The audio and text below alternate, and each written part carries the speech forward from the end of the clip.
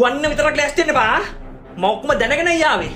උඹලු නේද මේක මේ ලොකුවටම ෆෝන් බෙදන්නේ. ෆෝන් බෙදනවා මම? ඔව් උඹ තමයි. දන්නේ නැද්ද ඕ නීතියෙන් තහනම් කියලා? පිස්සුද සර් මං උවට සම්බන්ධ නෑ. සම්බන්ධ නෑ. උඹ ගැන ලොකුවටම දන්න එකෙක් තමයි මට මේ ඔත්තුව දුන්නේ. කවුද සර්? ඒව කියන්න පුළුවන්ද මිනිහෝ? එහෙම නෙවෙයි සර් මට දැනගන්න ඕන කවුද මේ මං ගැන බොරු ප්‍රචාරය යවන්නේ කියලා. නෑ. අපි කවදාවත් අපිට ඔත්තු දෙන මිනිස්සුන් එහෙම එලි කරන්නේ නෑ. හරි කෙනා කියන්නේ බා. මට පොඩි හින්ට් එකක් දෙන්න. පොඩි හින්ට් එකක්. හින්ට් එකක්. හරි. ඔත්තුව දීපු කෙනා පෝක් විකුණනවා. පෝක්. පෝක්? උරුමස්? මේ ළඟ පාතකස්ස උරු කොටුවක් නෑනේ. ඒව දාලා නෑ. නැගපන් ජිප් එකට.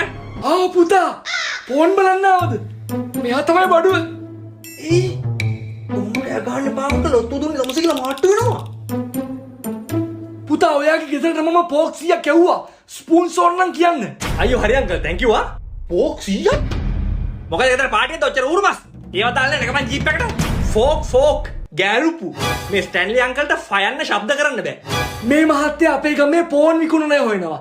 මම තමයි කිව්වේ අපේ ගමේ හොඳම ෆෝන් තියෙන උඹ ගාව කියලා. ෆෝන් දෙකක් දීලා යවන්න. ඔයි. තමුසට ෆයන්න ශබ්ද කරන්න බැරිද? බෑනි පුතා. Park you. Vagabundo.